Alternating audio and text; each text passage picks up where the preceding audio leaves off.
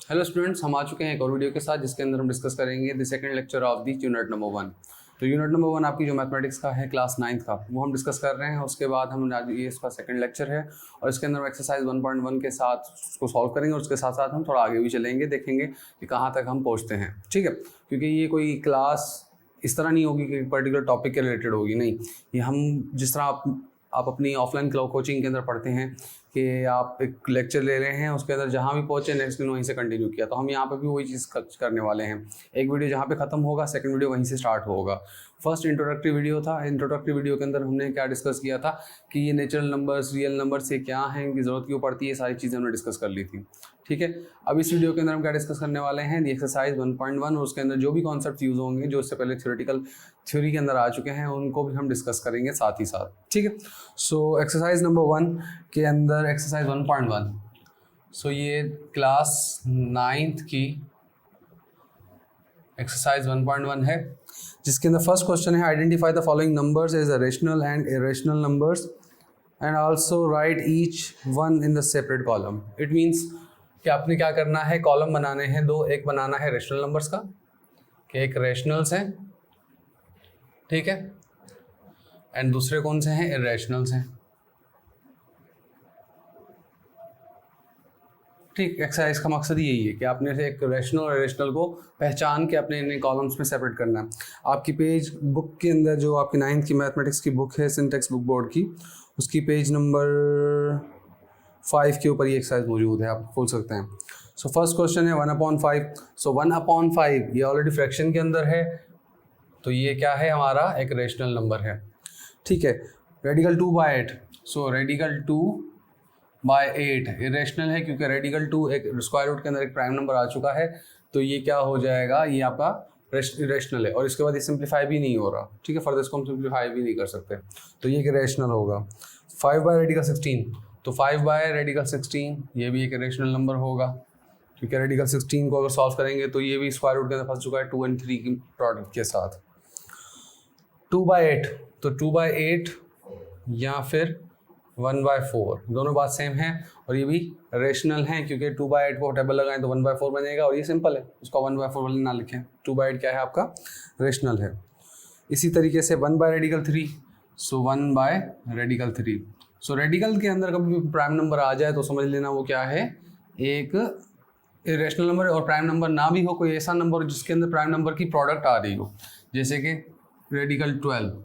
अब रेडिकल 12 क्या है, अगर ये सॉल्व भी करेंगे तो हमें क्या मिलेगा, 4 × 3, तो 4 तो निकल आएगा 2 बन के और 3 तो फिर भी रहेगा ना अंदर, तो ये फिर भी इरेशनल ही रहेगा। ठीक है ना, तो ऐसे नंबर जिसकी प्रोडक्ट के अंदर भी इरेशनल नंबर आ जाए, हाँ अगर वो परफेक्ट स्क्वायर है तो वो निकल आएगा, भले वो प्रोडक्ट में भी इरेशनल हो, जैसे कि 9, तो ये क्या है, प्रोडक्ट के अंदर प्राइम नंबर्स हैं और प्रोडक्ट बन के सिंपल एक 3 बन के निकलेगा, तो ये रेशनल बन जाएगा। ठीक है ना, इस पर अपने ध्यान देना है। सो नेक्स्ट क्वेश्चन है रेडिकल 8। तो रेडिकल 8 एक इरेशनल नंबर है।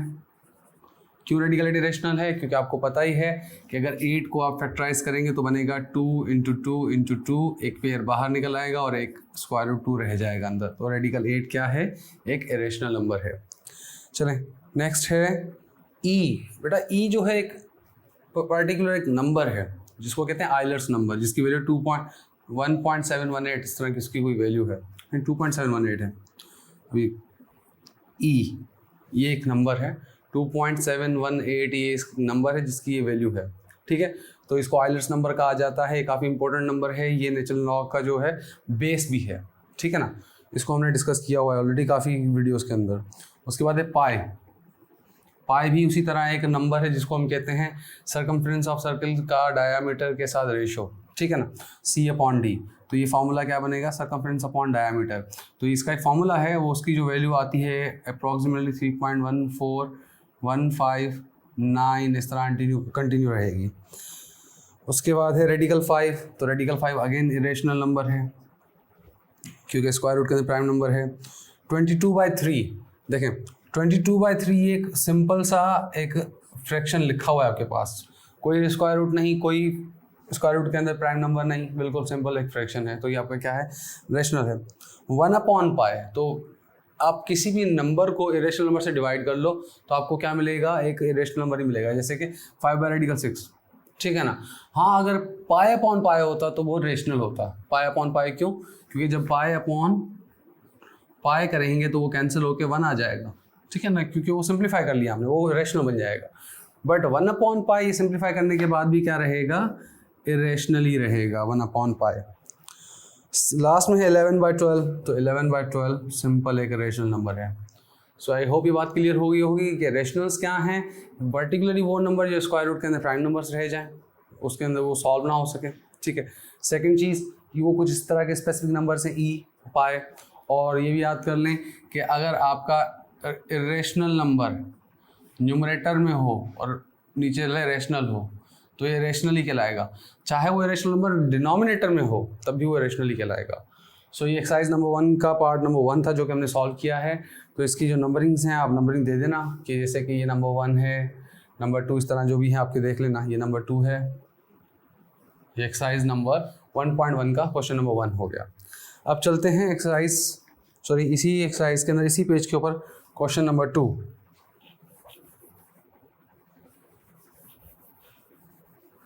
सो क्वेश्चन नंबर 2 जो है वो कहता है कि हमें बताना है कि कौन से इनमें से टर्मिनेटिंग है और कौन से नॉन टर्मिनेटिंग है, ठीक है। सो अभी हमें इसको देखना है, सॉल्व करना है।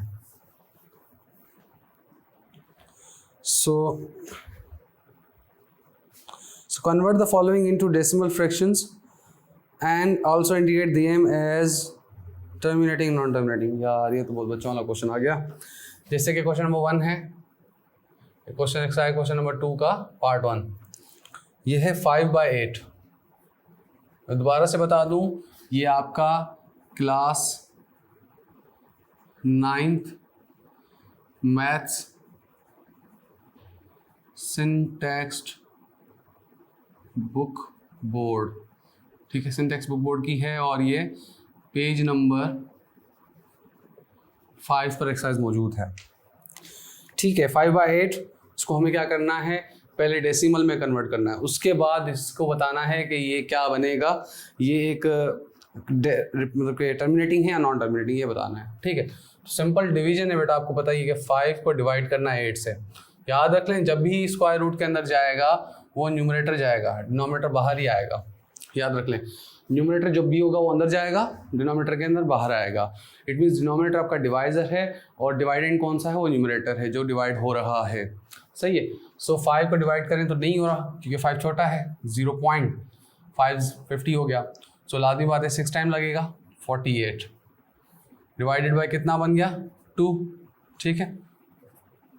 फिर यहाँ पे 0 देंगे, 20, 2 टाइम्स 16, बचा कितना, 4, 0 देंगे 5, 40, यहाँ 0 लिख दें, 0.625 खत्म हो गया क्योंकि रिमाइंडर आपका 0 है। जब रिमाइंडर 0 है इट मीन्स ये टर्मिनेटिंग है। ये क्या है, टर्मिनेटिंग है। नॉन टर्मिनेटिंग कब होगा, जब रिमाइंडर 0 नहीं आएगा। पर नॉन टर्मिनेटिंग, अब क्या पता कि 10 बार डिवाइड करने के बाद 0 आ जाए, पॉसिबल है ना। तो इस तरह के फ्रैक्शंस को हम किस तरह सॉल्व करेंगे, तो एक आपको आइडेंटिफिकेशन बता देता हूँ इसकी में, कि आपको उसको पहचानने का तरीका क्या है आपका, कि जब भी न्यूमरेटर अपॉन डिनोमिनेटर, ये जो डिनोमिनेटर है ये या तो प्राइम नंबर हो अदर देन 2 and 5, 2 और 5 को छोड़ के, 2 and 5 को छोड़ के अगर अपॉन में कोई और प्राइम नंबर आता है तो वो डिवाइड करने के बाद वो नॉन टर्मिनेटिंग ही बनाएगा। समझाइए बात। 2 and 5 को छोड़कर जो दूसरे प्राइम नंबर्स हैं वो डिवाइड करने के बाद क्या बनाते हैं, वो सिंपल नॉन टर्मिनेटिंग फ्रैक्शन आता है। जैसे कि बात करें 1/3, 3 प्राइम नंबर है तो ये क्या बनाएगा, नॉन टर्मिनेटिंग बनाएगा। जैसे 1/5, ये 5 है तो प्राइम नंबर, पर 2 and 5 को छोड़कर मैंने बात की थी, तो 5 जो है ये टर्मिनेटिंग बनाएगा, ये नॉन टर्मिनेटिंग बनाएगा। समझ आ रही बात। इसी तरीके से अगर बात कर लें कि 1/2 ये भी टर्मिनेटिंग बनाएगा, ये नॉन टर्मिनेटिंग था। समझ आ रही बात। इसी तरह हमने डिस्कस करना है इसको। हाँ, अगर सवाल इस तरह आ जाए 3/6, तो 3/6 एक टर्मिनेटिंग है। क्यों? क्योंकि 3 का टेबल 1/2 ही बन जाएगा, सिंपल वही चीज़ बन गई जो ऊपर थी 1/2। तो ये तो समझ कैंसिल हो रहा है। अगर इस तरह का केस आ जाए कि 2/6, अब क्या होगा, ये नॉन टर्मिनेटिंग बनेगा, क्योंकि सिंप्लीफाई होने के बाद जो प्राइम नंबर बचता है वो कौन सा है, वो 2 और 5 को छोड़कर है। और हाँ, अगर प्रोडक्ट में भी 2 और 5 आ जाते हैं तभी वो नॉन टर्मिनेटिंग बनाएगा। जैसे कि लेट सपोज 2/12, सो 2/12 है तो वो कैंसिल हो गया, तो ये बन गया 1/6। अब 6 के अंदर एक 2 है, एक 3 है, तो 3 एक ऐसा प्राइम नंबर है जो कि नॉन टर्मिनेटिंग बनाता है, तो ये भी नॉन टर्मिनेटिंग ही होगा। समझ आ रही बात? तो इस तरह के कॉन्सेप्ट हम डिस्कस करेंगे आस्ता आस्ता। तो ये अगला आता है 4/18, part number 2। Part number 2 is 4/18। सो 4/18 को आपने डिवाइड करना है, जो भी नंबर आप पहले सिंप्लीफाई कर लें।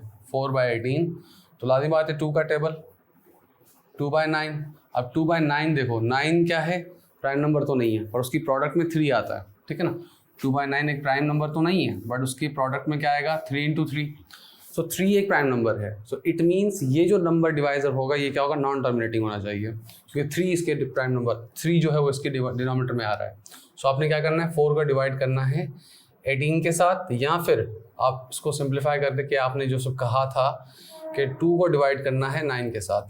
सिंपल बात वही है कि 4 को डिवाइड कर 18 के साथ या 2 को डिवाइड कर 9 के साथ, इसको सिंप्लीफाई करने के बाद 2/9 बनता है, ठीक है ना।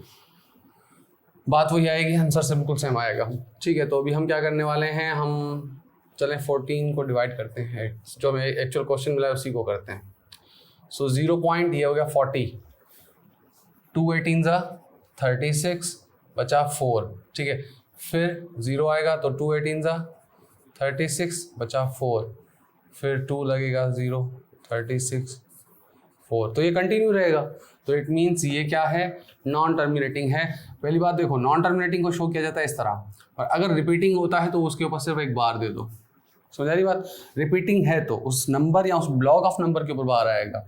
जैसे कि अगर आता 0.139 139 139, तो 139 के ऊपर बार आ जाती, तो ये रिपीट हो रहा है 139।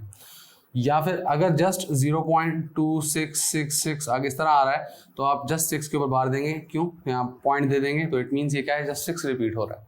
सो इस तरह से भी आप रिप्रेजेंट कर सकते हैं। मैं आपको पहले बता चुका हूँ कि अपॉन में अगर ऐसा प्राइम नंबर आता है जो कि 2 या 5 नहीं है, तो वो क्या बनाएगा, वो एक नॉन टर्मिनेटिंग नंबर बनाएगा।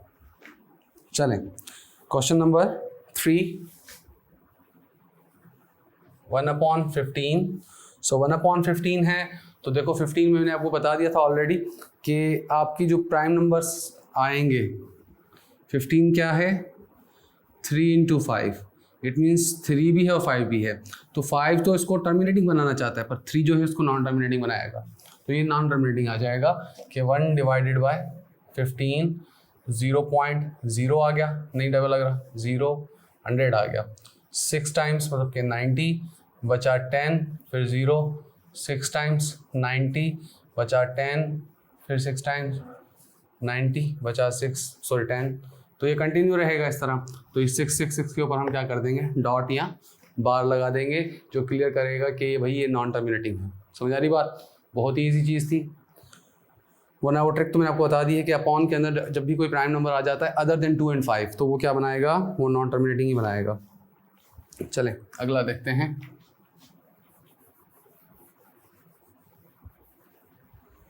So question number 4, 49/8।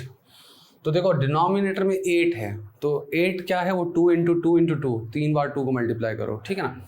सो 2 एक ऐसा प्राइम नंबर है जो कि टर्मिनेटिंग बनाता है, 2 और 5 ही टर्मिनेटिंग बनाते हैं, सही है। सो 2 एक टर्मिनेटिंग डिनोमिनेटर है, तो इट मीन्स इसका जो अभी टर्मिनेटिंग खत्म होना है, इसने एनी हाउ कभी भी ना कभी खत्म होगा, ज़रूरी है।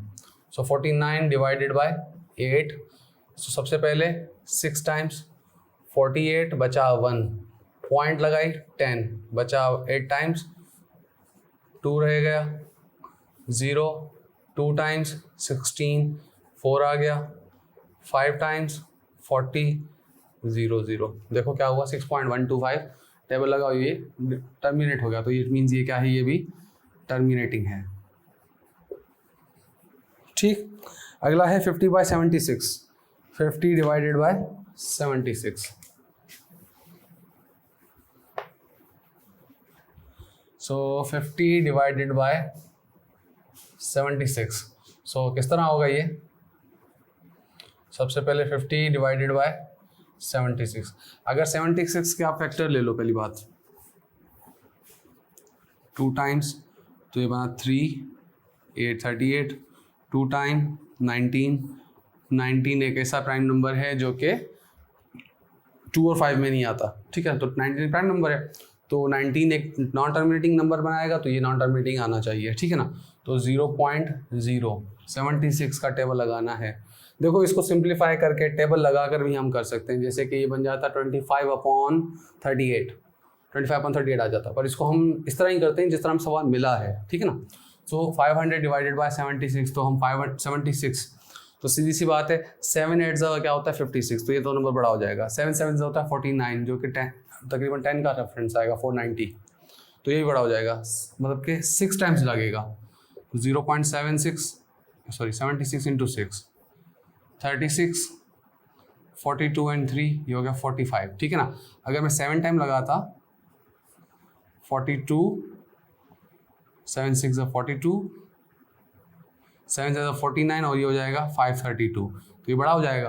तो 7 टाइम लगा, सॉरी 6 टाइम्स, ये वाला टेबल 456, 4 यहाँ बचे, 4 यहाँ बचे, यहाँ बचा 0, दोबारा टेबल लगेगा कितना 0 आ जाएगा, टेबल लग नहीं रहा। अच्छा 46 पे लगे, 44 पे नहीं लगेगा तो 0 आ गया। 40, तो इसका टेबल देखो 456 से भी छोटा है, तो 5 टाइम्स लगेगा अभी। 5 6 33 ऊपर, 5 7 35 और 3 38, तो देखो 0, यहाँ कितना बचा 12 इज 20। अब 20 पे कितनी बार लगेगा भाई, टेबल नहीं लग रहा, 200 कर दो। अब ये और छोटा हो गया, 7 6 और 7 3 21 होता है, तो 73 210 हो जाएगा, तो वो इससे भी बड़ा हो जाएगा, तो ये तो 76 और भी बड़ा होगा, तो ये 2 टाइम लगेगा। 2 6 12, 1 ऊपर, 2 7 14 और 1 152, तो ये कितना बनेगा 8, यहाँ बचेगा 4 48, ठीक है, 9 9 में से 48, ठीक है। अब इस पर टेबल नहीं लग रहा, तो अब क्या होगा, दोबारा 0 आएगा 48। अब 48 को डिवाइड करने के लिए हमें पता है कि 6 टाइम्स 456 कितना 4, यहाँ बचेगा 3, नहीं यहाँ बचेगा 2, 4 यहाँ से आया, 7 में से 5 गए 2 और यहाँ से गया 0 24, फिर 2 आ गया। अब 3 टाइम्स लगा के देखें, 3 6 18, 1 ऊपर 21 22, सही है। 3 6 18, 1 ऊपर, 3 7 21 और ये 22 हो गया। दोबारा क्या आ गया, यहाँ से 2 और यहाँ से आया 1 1 2, ठीक है। तो अब 12 कोई आया था पीछे को भी नहीं आया, सो अब इस पर नहीं लग रहा टेबल, तो 0 दे दो। 1 टाइम 76, 4 54, देखो ये कंटिन्यू रहेगा। मैंने आपको पहले लॉजिक बता दी थी कि इसके डिनोमिनेटर में 19 आएगा, तो इसको हम कह देंगे भाई ये नॉन टर्मिनेटिंग है, ये कंटिन्यू हो रहा है, ठीक है ना। इसकी ट्रिक हमने बता दी थी आपको ऑलरेडी। सो ये आपने डिवाइड करके सॉल्व कर लिया है। सो क्वेश्चन नंबर 2 सॉल्व हो चुका है। अब चलते हैं क्वेश्चन नंबर 3 के पास। अब सारे क्वेश्चंस करने पड़ रहे हैं, मैं कुछ क्वेश्चन स्किप्स करूंगा आपके लिए कि आप एज ए होमवर्क को सॉल्व करें। ये काफ़ी इजी चीज़ है, कोई मुश्किल चीज़ें हैं नहीं, जो मुश्किल चीज़ आएगी वो मैं करवाता जाऊंगा। अब आ जाते हैं पेज नंबर 6 के अंदर, सिंटेक्स बुक बोर्ड के अंदर, क्लास 9 की मैथ्स के अंदर। Represent the following rational numbers on a number line. अब नंबर लाइन के अंदर आपको रेशनल नंबर्स को रिप्रेजेंट करना है, ठीक है। नंबर लाइन का कॉन्सेप्ट क्या है कि कोई भी एक लाइन है, इमेजनरी लाइन, जो कि इस तरह हॉरिजॉन्टली जा रही है, उसका जो सेंटर होगा वो हमेशा 0 होगा। सेंटर क्या होगा, हमेशा 0 होगा। और on the right side of the 0 के राइट साइड पे हमेशा पॉजिटिव नंबर जाएंगे, तो ये 1 2 3 4 5 और ये लाइन कंटिन्यू रहेगी, इधर भी कंटिन्यू, -1 -2 -3 -4 -5, ठीक है। तो ये एक नंबर लाइन है। अब बात यहाँ पे क्या आती है कि ये नंबर लाइन मैंने जस्ट वन के डिफरेंसेस पे, मतलब कि इसकी जो पार्टीशन है 1 यूनिट है। देखो 1 2 3 4 5, 5 - 4 1 होता है, 4 - 3 1 होता है, 2 - 1 1 होगा, 1 - 0 1 होगा, 0 - -1 तब भी 1 होगा, -1 - -2 तब भी जस्ट +1 होगा, -2 - -3 तब भी 1 होगा। इट मीन्स कि इसका जो डिफरेंस है, गैप है, वो 1 यूनिट का है। बट ये जो रैशनल नंबर्स की रिप्रेजेंटेशन है, रैशनल नंबर्स को रिप्रेजेंट करने के लिए हमें इसको और छोटे डिवीजन के अंदर डिवाइड करना होगा, ठीक है ना। जितनी छोटी डिविजन्स होंगी उतना ही अच्छा रैशनल नंबर उसके अंदर फिट होगा। किस तरह कि लेट सपोज आपने जस्ट अपने रैशनल नंबर को इस तरह से तोड़ना है कि उसकी जो डिनोमिनेटर की वैल्यू है ना, उतने पार्ट्स में तोड़ना है। एग्जांपल जो हमें सवाल दिया उसी को हम देखते हैं। सो एग्जांपल है नंबर 8/10, नंबर 1 8/10, सही है। अब इसको मिसाल के तौर पर मुझे इस लाइन के ऊपर रिप्रेजेंट करना है नंबर 3, तो मैं कहूँगा ये नंबर 3 आ गया, ठीक है। किसी भी रेड कलर से या ब्लू कलर से, अगर ब्लैक कलर है तो मतलब डिस्टिंग्विश करके, कलर चेंज करके आप उस पर मार्क कर दें, ये आपका कलर नंबर लाइन के अंदर रिप्रेजेंटेशन होगी उसकी, ठीक है। इसी तरीके से अगर आपने करना है 5/8 तो 8/10, सो 8/10 को रिप्रेजेंट करना है। अब आप किस तरह कहेंगे भाई? देखो, सबसे पहले आप अपने फ्रैक्शन को प्रॉपर फ्रैक्शन में कन्वर्ट करो। प्रॉपर फ्रैक्शन का मतलब क्या हुआ? न्यूमरेटर की वैल्यू हमेशा डिनोमिनेटर से छोटी होनी चाहिए। कन्वर्ट हो गया, 8/10 ऑलरेडी प्रॉपर फ्रैक्शन में है, जी हाँ ऑलरेडी प्रॉपर फ्रैक्शन में है। अब क्या करेंगे हम? भाई देखो, हमें इस नंबर लाइन को मतलब क्या करना होगा? एक्सटेंड करना होगा, स्ट्रेच करना होगा। स्ट्रेच इस तरह करना होगा कि जो एक यूनिट था ना, अब उस यूनिट के भी 10 पार्ट होने चाहिए, जैसे कि अपॉन में 10 है, ठीक है। अब हम क्या कहेंगे? अब देखें, ये हमारी नंबर लाइन आ गई, सेंटर हमारा क्या आ गया? 0। अब देखो, लेट सपोज हमारे पास ये उसका फर्स्ट डिवीजन है, अपॉन में क्या है? 10, तो ये क्या हो जाएगा? 1/10। Second division 2/10, third division 3/10, fourth division 4/10, fifth division 5/10, six division 6/10, 7/10, 8/10, 9/10, और ये 10/10 जो कि क्या होगा? 1 ही होगा। 10/10 टेबल कैंसिल हो जाएगा। आपने रिप्रेजेंट क्या करना था? 8/10, तो आपका नंबर कहाँ आ गया? वो ये आ गया 8/10। इसको आपने मार्क कर देना, ये आपका नंबर लाइन पे रिप्रेजेंट हो गया कहीं रैशनल नंबर, ठीक है। -8/10, अब यही चीज़ यहाँ पे भी होगी, मैं इसी पार्ट में कर रहा हूँ। आपने ये क्वेश्चन नंबर 1 है, क्वेश्चन नंबर 2 क्या है? -8/10। चलो कर लेते हैं। सो दोबारा से आपकी ये नंबर लाइन आ गई, इसके ऊपर एरोज दे दें, मतलब कि दोनों तरफ कंटिन्यू है। ये आ गया 0 और ये कंटिन्यू रहेगा इस साइड भी, आप मर्जी आप लिखें ना लिखें। अब मैं यहाँ पे क्या कर रहा हूँ? -1/10, क्योंकि डिनोमिनेटर में 10 है, -2/10, 3/10 नेगेटिव, 4/10, 5/10, 6/10, 7/10, -8/10, -9/10 और ये -1। तो ये नंबर कहाँ आ गया? वो यहाँ आ गया। जो डिनोमिनेटर की वैल्यू उतने ही पार्ट्स में डिवाइड करना है, बस सबसे पहले आपने प्रॉपर फ्रैक्शन में इसको कन्वर्ट करना है इस तरह। चलें, नेक्स्ट का क्वेश्चन है 1 whole 1/4, 1 whole 1/4।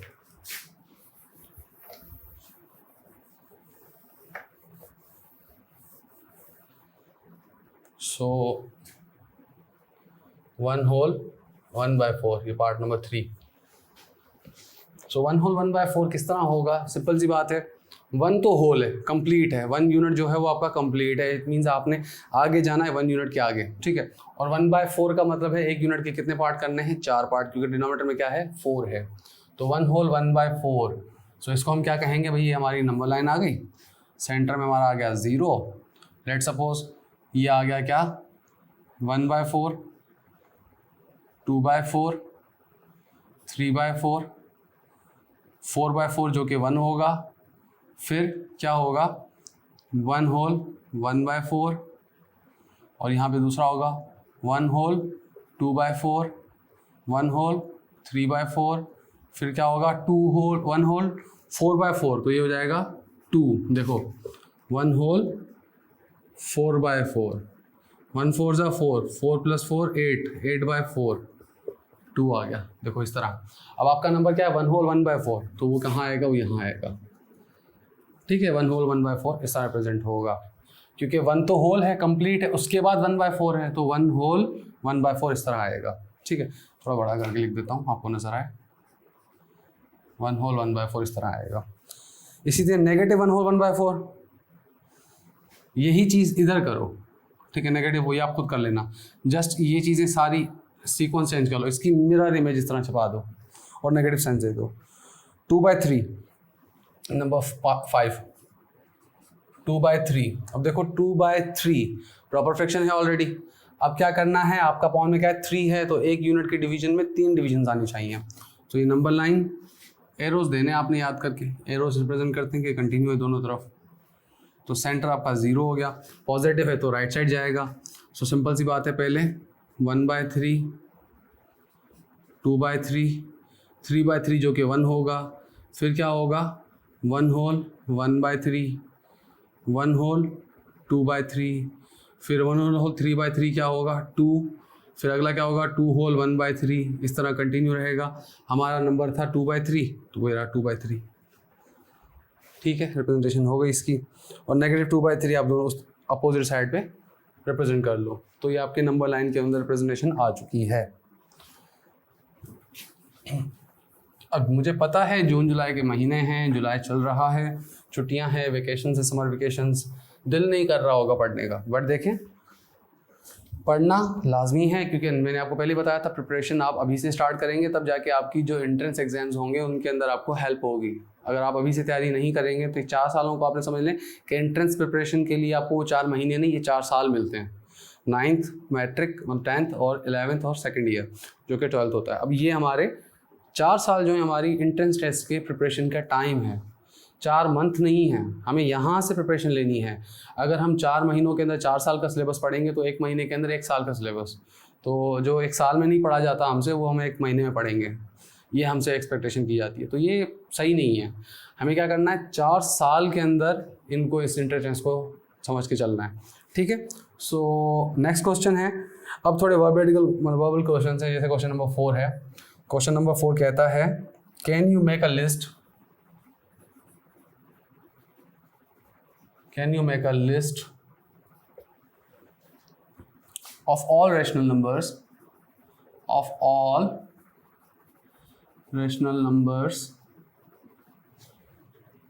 between 1 and 2, between 1 and 2। कितना सिंपल सा क्वेश्चन उसने कहा है। ठीक है, कि 1 and 2 के अंदर जो भी रेशनल नंबर्स आते हैं, जैसे कि नंबर लाइन थी हमारी 0 1 2 3 इस तरह कंटिन्यू है। इस रेशो के अंदर, इस प्रोपोर्शन के अंदर जो भी नंबर आते हैं, क्या हम उन नंबर्स को लिस्ट कर सकते हैं?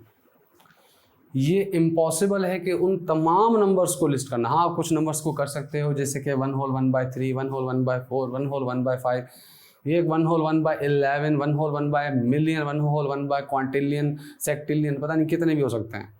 ठीक है ना, तो ये जो नंबर्स हैं बीच में ये इनफाइनाइट हैं, तो हम इसका सोल्यूशन क्या होगा, आपने वर्बली बताना, ये ड्रॉ भी नहीं करना। तो आप कहेंगे no it is not possible to list all rational numbers. ठीक है, आपने ये सोल्यूशन देना है कि no it is not possible to list all the rational numbers between 1 and 2 because they are infinite. सवाल इस तरह होता, can you make a list of the all rational, not rational but all natural numbers between 1 and 2? The answer is still no. No, it is not possible to list all natural numbers between 1 and 2 because there is no any natural number between 1 and 2. देखिए 1 and 2 के दरमियान natural number कोई नहीं है, integer कोई नहीं है, whole number कोई नहीं है, बट रेशनल नंबर इनफाइनाइट्स हैं, रियल नंबर्स इनफाइनाइट्स हैं, इमेजिनरी एंड कॉम्प्लेक्स नंबर्स भी इनफाइनाइट्स हैं। ठीक है ना, जस्ट 1 and 2 के दरमियान नहीं, 1 and 2 के अंदर अगर कोई होती दूसरा हम डायमेंशन ले आएँ, वो हम डिस्कस करेंगे हमारा जब कॉम्प्लेक्स नंबर का कॉन्सेप्ट आएगा उसके अंदर। सो ये चीज़ आपने नोट कर ली है कि नेचुरल नंबर्स के अंदर 1 and 2 के दरमियान कोई नंबर नहीं है, 1 के बाद डायरेक्ट 2 आता है। इंटीजर्स होल नंबर के अंदर भी इस तरह हैं, इंटीजर्स के अंदर भी इस तरह हैं, रेशनल नंबर्स पर आकर ये आपके फ्रैक्शंस में आ जाते हैं। फ्रैक्शंस पता नहीं इनफाइनाइट हो सकते हैं, जैसे मैंने आपको कहा था 1 होल 1/1, 1 होल 1/2, 1 होल 1/6, 1 होल इस तरह कंटिन्यू रहेगा ये। 1 होल 1/1 तो नहीं, क्योंकि वो तो 2 ही बन जाएगा। 1 होल 1/2, 1 होल 1/3, 1 होल 1/4, इस तरह से लेके इनफाइनाइट ये सब इसके अंदर आते हैं। ठीक है, सो सिर्फ ये 1 होल 1 होल 2/1, 1 होल 2/2, 2/2 पे नहीं, 1 होल 2/3, 1 होल 2/4, 1 होल 2/6, इस तरह कंटिन्यू रहेगा। तो 1 के साथ, 2 के साथ, 3 के साथ जितने नंबर बनाना चाहे बना सकते हैं आप। सो क्वेश्चन नंबर 4 का ये सोल्यूशन था। आपने जस्ट उसको आंसर करना है कि ये पॉसिबल है कि नहीं। ठीक है, so question number 5, can you give a reason why pi is a irrational number. देखो पाई इरेशनल नंबर क्यों है, ठीक है, इसका रीज़न देना है। So number 5, give reason why pi is an irrational number। इसके ऊपर मैंने कंप्लीट एक वीडियो बनाया हुआ है, मतलब कि मेरे चैनल पे ऑलमोस्ट सेकंड या थर्ड वीडियो यही था, आज से 4 से 5 साल पहले, कि पाई एक इरेशनल नंबर क्यों, why pi is an irrational number. Shida Nizamani लिखेंगे तो आपको वीडियो मिल जाएगा। ठीक है ना, आप उस पर जाके देख सकते हैं उसकी डिटेल के अंदर। और यहाँ पे मैं आपको छोटा सा बता देता हूँ कि पाई इरेशनल नंबर क्यों नहीं है। सबसे पहले आपको समझना होगा पाई, ये जो सिंबल है पाई, इसका मतलब क्या होता है, it is the ratio of circumference of circle divided by it's diameter of circle. ठीक है, पहली बात ये कि एक रेशो है सरकमफेरेंस ऑफ सर्कल और डायामीटर ऑफ सर्कल का, तो ये तो एक फिक्स नंबर है। ठीक है ना, सरकमफेरेंस जो भी है सर्कल का, चाहे वो सरकमफेरेंस इस बड़े सर्कल का हो डिवाइडेड बाय इट्स डायमीटर, जो कि सेंटर से पास होता है। ठीक है, याद रख लेना। अगर छोटा सा सर्कल है इस तरह, तो उसका सरकमफेरेंस डिवाइडेड बाय उसका डायमीटर। सरकमफेरेंस इसके जो जिसका जो गोल पाथ है ये वाला, डायमीटर जो है इसकी सेंटर से पास होने वाली जो लाइन है वो वाली लाइन। तो इनका जो रेशो है वो हमेशा क्या होगा, इक्वल होगा। डजंट मैटर कि इतना बड़ा सर्कल लो या इतना लो, इतना सर्कल लो या इतना बड़ा सर्कल लो, इस पूरी अर्थ जितना, पूरे यूनिवर्स जितना आप सर्कल ले लो। ठीक है ना, तो उसके अंदर जो सरकमफेरेंस बढ़ता है तो साथ में डायमीटर भी बढ़ता है। इट मीन्स दो नंबर्स रिलेटिवली बढ़ते हैं, और इनके बढ़ने का जो रेशो है ना, वो जो इनकी प्रोपोर्शन है वो इस तरह है कि इनकी जो डिविजन है वो हमेशा इनफाइनाइट आती है। वो क्या आती हैं, इनफाइनाइट डिविजन्स आती हैं। So it means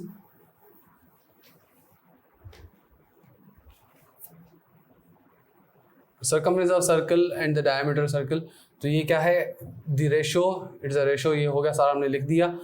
So the value of pi appears to be irrational because no matter the size of circle, circle की साइज कितनी भी हो, its value always appears non-terminating and non-repeating। इसकी जो वैल्यू होती है वो नॉन टर्मिनेटिंग होती है और नॉन रिपीटिंग होती है। कितना भी बड़ा साइज ऑफ सर्कल ले लो, ये मैंने कंप्लीट एक आंसर दे दिया आपको, जिसके अंदर आप ये लिख सकते हैं। ठीक है, सो ये आपका हो गया कि पाई आपका एक इरेशनल नंबर क्यों है, ये इस सवाल का जवाब हो गया।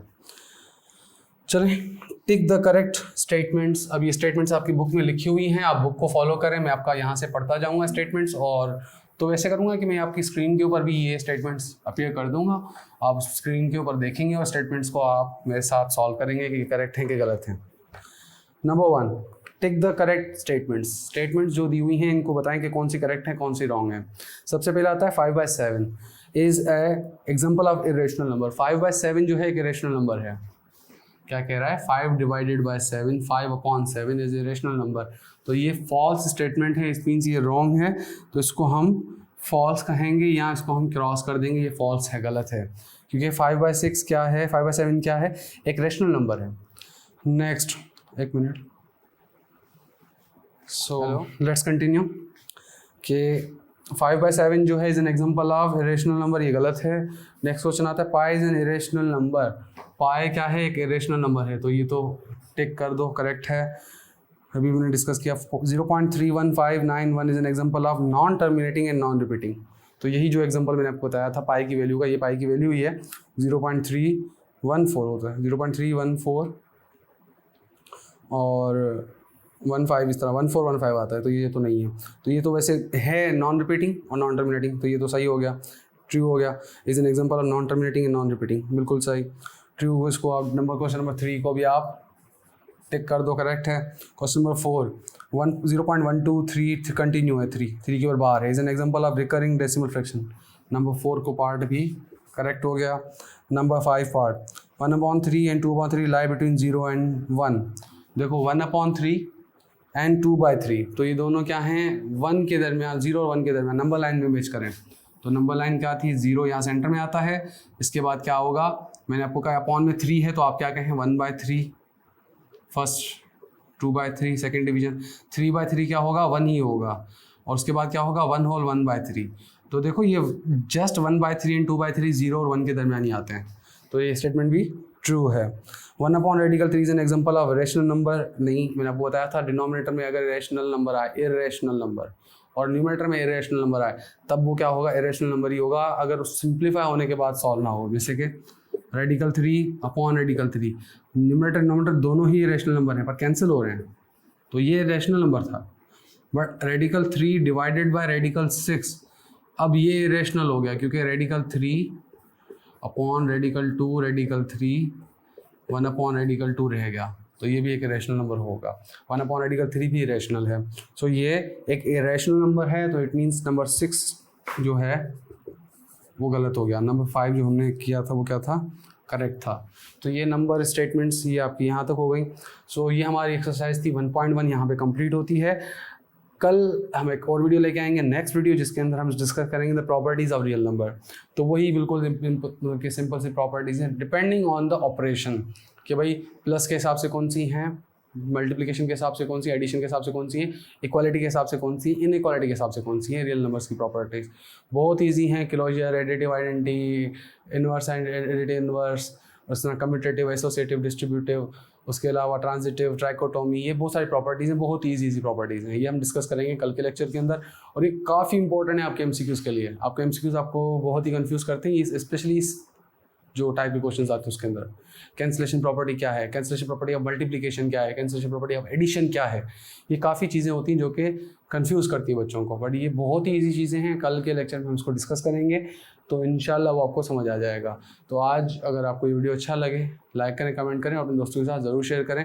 जो भी आपके फ्रेंड्स 9th क्लास के अंदर हैं, जो मैथ में कन्फ्यूजिंग हैं और मैथ में वो एक कन्फ्यूजन फेस कर रहे हैं, उनको एक डिफ़िकल्टी फेस हो रही है, तो आप चाहें तो ये चीज़ फॉलो कर सकते हैं। सो तब तक के लिए अपना ख्याल रखें। अल्लाह हाफ़िज़।